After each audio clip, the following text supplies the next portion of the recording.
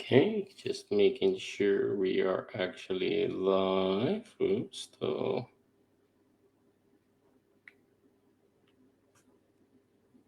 sorry, getting new to this here. There we go. There we go. Shows it's live. Sorry. We got audio too. Okay, so the title of this live is it doesn't show up on the screen anymore. Recognizing your past trauma and passing through it. So, what does that mean? I'm going to speak from my experience, but being human is a series of events. We can go underneath that. We can say that we built a life plan before we came here, and we were working through karma and setting a plan to learn throughout this life existence. And as part of that, we end up creating different trauma events in our life. These events, you could say, are part of our contract. We interact with other people, have events. Some of them are really intense, things like rapes or an abuse or something with our parents, or other things where you are mentally, physically, etc., stressed.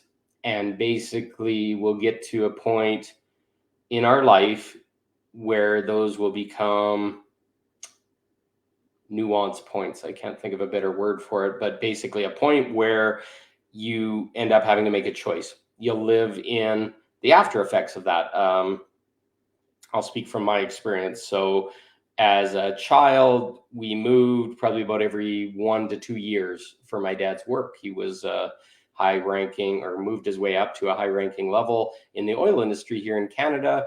And we probably lived in 8 to 10 different places before I went to university. And it was hard. It was basically set up your foundations, get comfortable, your bedroom, all those things. And within a year or two, we're moving to a completely different place, usually thousands of kilometers away from the last place. And we ended up not building those foundations with friends and community and having that safe place. So we were very family centered. Another good example is, as a child, my dad would force me to eat my vegetables, but it became like a force of will, so screaming and yelling, and basically just belittling me to the point where I'd have to sit for 3 hours crying my eyes out at the table and him yelling and screaming at me. He thought he was doing the best thing to help me, but in the end, it was some of his trauma playing out on me. And I have an aversion to vegetables. I have an aversion to authority, aversion to loud noises or people yelling and screaming. And I'd eventually just retract back, and I wouldn't know what to do. These are things that we all have in our system. I can speak to dozens more. We all have them. It's part of the requirement of coming to this place. It also comes through our lineage, through our parents. Past traumas are sent on to us. If they haven't dealt with them in their lifetime, they come and they sit in us. Now, those traumas sit in our nervous system. So for people that aren't really understanding what the nervous system is, so the nervous system is the essentials of our nervous system. It starts with our brain. It goes down our spine, through our spinal column, and all these nerves come out to different parts of our body. They go to our heart, they go to our kidneys, they go to every single part and piece, our fingers, our toes. It's what allows us to feel. Now, that nervous system can be relaxed, or it can be energized or on. And what trauma is unresolved emotions, or a situation that happened that you haven't dealt with. So those energies will go in and go into our nervous system. Another trauma, for example, is, let's say you're driving your car and you get rear-ended and you get hit from behind. And then from then on, you have this like pain in your neck, and you're always, whenever you're driving, you're kind of holding tightly to the steering wheel because that trauma is still in your body. And it's basically trying to protect you, essentially, is what trauma is it's like a protection mechanism that hides that pain or that suffering and pushes it down in our system. And it also creates a protection in our system. We'll make rules and say, hey, I'm not going to go out after dark, or I'm not going to drive during rush hour anymore, because that's when I had my accident. If you have that, you find out after a while, when you're driving, you're in this kind of tight state. You're like kind of breathing not so deeply. Your body is kind of retracted and contracted. Maybe you're holding the steering wheel hard, and maybe your neck's hurting all the time. You're thinking that it's the trauma of the pain, but it's actually your body kind of going tight because it was such an unexpected incident. Your body will protect yourself, and it builds into our system. This happens all throughout our life. And eventually you get to a point when you're realizing you're not breathing deeply. You're only breathing the top third of your lungs. You're walking around, you're constantly in a fight or flight. It's like, okay, something bad's going to happen. Something bad's going to happen. And these things are trapped in our system.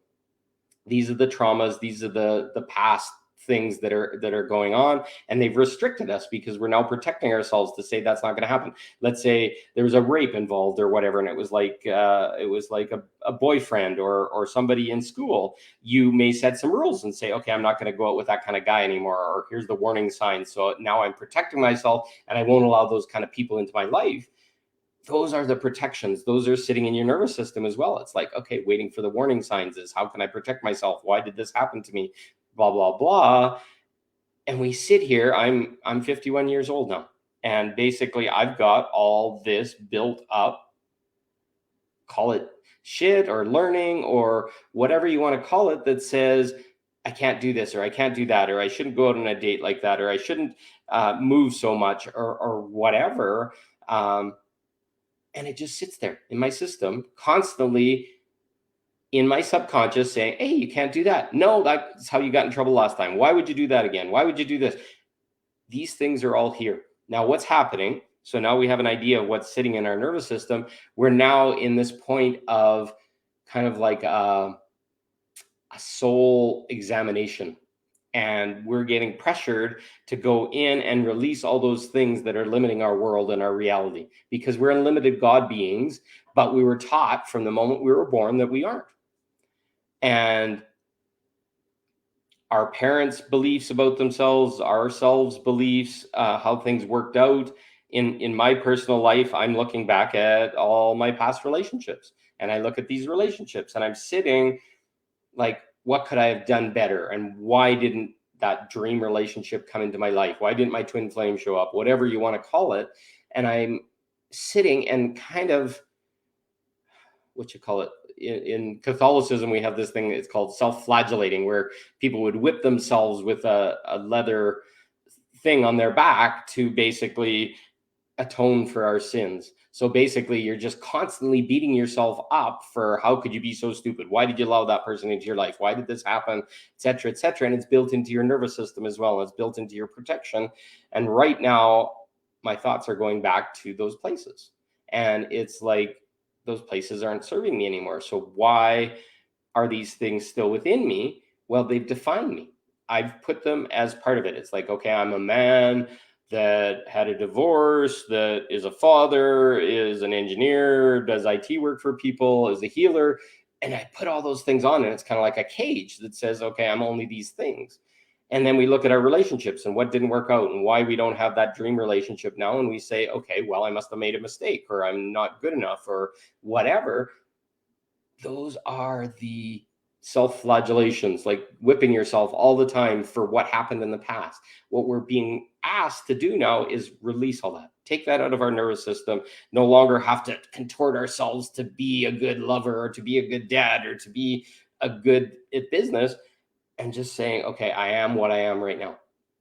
And I look back at all the incidences, the traumas, those things, and they've done something amazing for me, because they've created boundaries in me. They've created new understandings of who I am, of how I speak out, and how I can communicate, and how I don't hide, and working through some of that past trauma in different ways. And now I'm looking at it, and it's like, okay, in those situations, I don't do that anymore. But we don't take that into account when we start flagellating ourselves, saying, oh, I didn't do good enough, or I'm not worthy, or whatever. We now have to understand we're a completely different person from those past events. So now start breathing in and starting to flush out and allow those things to be part of your past, but think of them as the high school or university level course that you went through that taught you about yourself, taught you where you have some beliefs from your parents and you have a bunch of epigenetic lineage trauma and all these other things that are interacting with you, and just keep letting them go and letting them go and surrendering. That's the true act of surrendering, is to step into your traumas, accept them, and allow them that they were and that they've been and that you can't change them, and then just step into your higher self, just kind of like step out of your dirty laundry and rise above and say, okay, that was my past. I'm a different person now. And I want to be a different person. And this pressure, all the stuff that's going on in the world is squashing us until we make that choice. So where are you beating yourself up about things that happened in the past? Where are you not allowing and accepting what's happened and letting go? And just start looking at it, and it's going to keep showing up, and it's going to keep poking you in the ass, and different incidences are going to come up, and it's going to tell you where you got left and where it hurts and where's the crunch in your body and why is it so tight in my shoulders and why is it, can't I breathe so deep or whatever. These are all symptoms or signs telling you where that trauma is trapped in your body. So go feel it. It's like, okay, I'm not breathing so much. Oh, okay. Well, I'm scared. I'm not sure what the next step is. I'm not sure what's going on. Just acknowledge all those things. There's a little inner child inside that goes back to, like I was talking about, my vegetables, and I'm sitting at the table and that screaming is going on, and I don't know where I'm safe. I'm not safe with my father when he's yelling like that, and all these things. But it's something that created this, and there's way more going on and pressure going on than there should be, and I'm not safe to be me. So what do? I'm safe exactly where I am. Keep moving through. Breathe deeper. Start letting go, breathing, letting things pass through you, and magic will happen. It's beautiful that magic can happen. I love this feature where I can add people's comments. So we just keep washing the laundry of you, and we release it and we release it and we go into it and we feel the whole feeling. We breathe it. We ask ourselves, what are we still holding on to? What's not helping us? And magic is happening, but we feel like we're getting beat up and we're exhausted and all this kind of stuff. Just observe it and acknowledge it happened and that it's not serving you anymore, and move on. And the stuff that does serve you will stay. The positive stuff that doesn't moves on. And then you start expanding. Your light expands and you get things beautifully expanded. Thank you, Lini, the beautiful comments. So all this stuff that's going down right now is about flushing us and cleaning us. And it's all about you. It's not about taking on the things of the world and all this kind of stuff. It's all about you. What is going on here? What is scary? What's feeling uncomfortable? And boom, you're through it.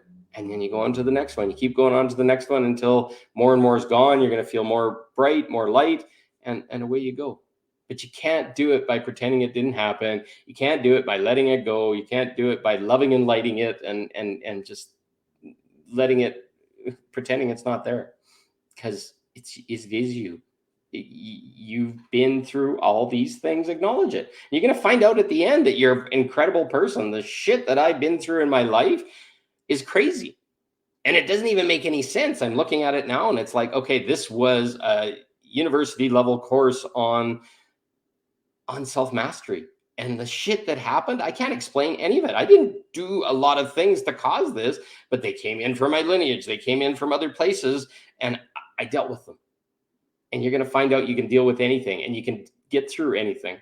And as we accept that, our God self comes in, our higher dimensional, higher vibration selves come in. But right now we're just trying to get it cleared out of our nervous system and acknowledge that it's there. And awareness is key. So hopefully this helps, and just breathe and look and observe, and magic's going to happen. So I thank you for listening. Thank you for your beautiful comments, Lini, and everyone. And we'll talk more soon. Love you all. Have a good day. Talk soon. Bye.